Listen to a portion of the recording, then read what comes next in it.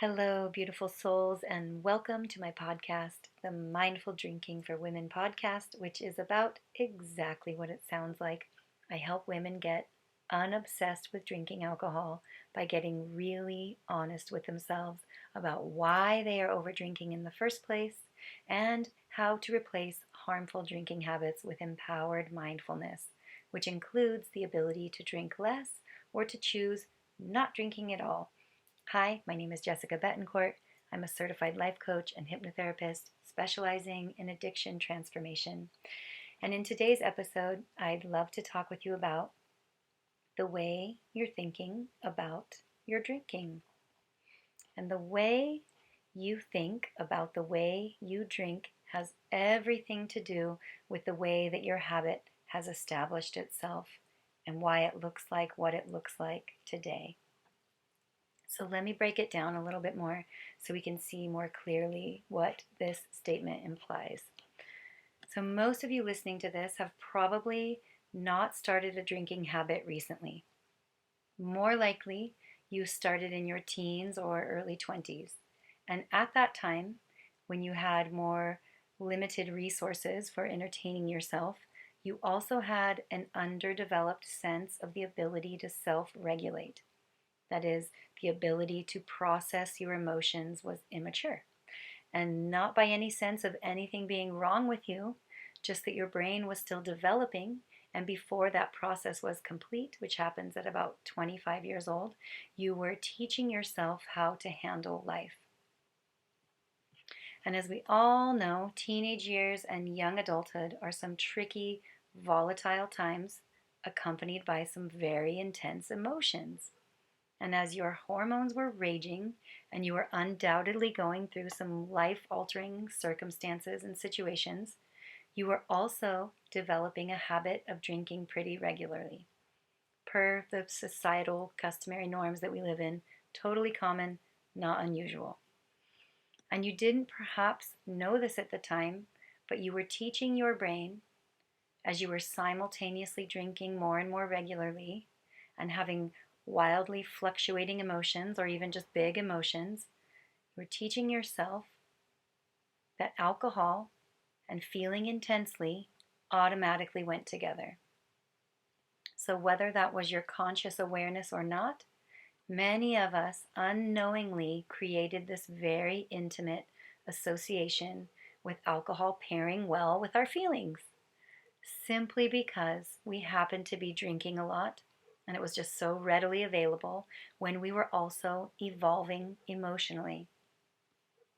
And because of the environments that we were drinking in, which mostly had to do with having a good time, celebrating, taking a load off, etc., our brains made the connection that to recreate this effect at any given time, you can just open a bottle and voila, instant party, instant feel good. So when an undesirable emotion came along, a shitty feeling, the mind, whose job it is to keep you alive by seeking comfort and pleasure, your mind, who by that time had made a strong enough association with alcohol plus you equals carefree fun, began driving your behavior from your subconscious.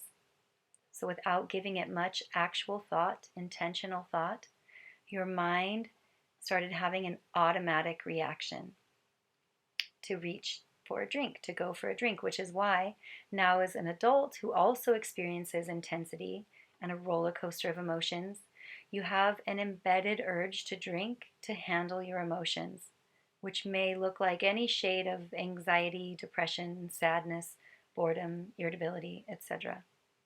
And this is how habits are formed, and it's our mind's way of not recreating the wheel every time we want to go out and do something, which in this example is to have an activity to accompany our feelings.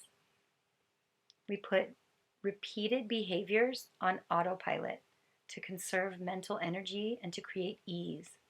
And then the habit then becomes governed by the subconscious, and the thoughts that activate the habit become harder and harder to see.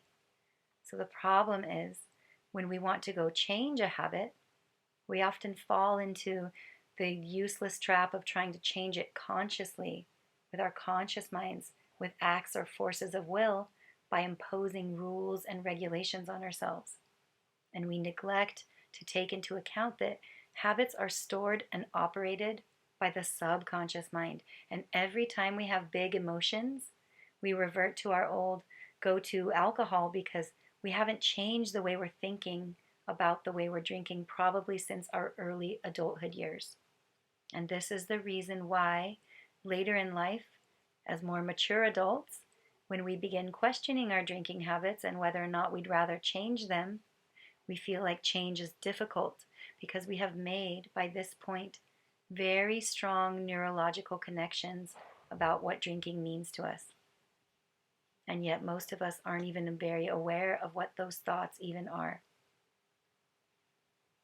So, once you start examining these repeated thoughts, also known as beliefs, once you start really looking honestly about the way you're thinking about your drinking, you can trace those beliefs to earlier life when you were, in all actuality, a totally different person than you are now. Now you are a real adult, like it or not, but you are acting from the beliefs of a much younger person who didn't know what you know now. And a lot of the reasons why we are now finding ourselves with something that may or may not be called an issue with drinking is because our thinking about drinking is outdated. We have changed, but it hasn't. And we have made many, at one time, possibly helpful associations with what we think drinking is doing for us or giving us. But in truth, these are old, false beliefs. And we can begin to find our freedom by really looking at these thoughts and beliefs with our adult minds.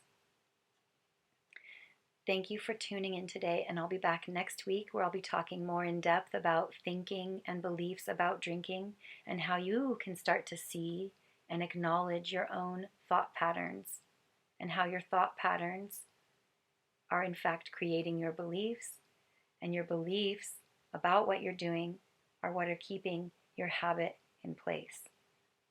So I also go into this subject in a hands-on experiential manner in my program, The Mindful Drinking Method, which you can find out more about in the link in the show notes. I hope you have an awesome, beautiful day. You're an awesome, beautiful person, and I will see you soon.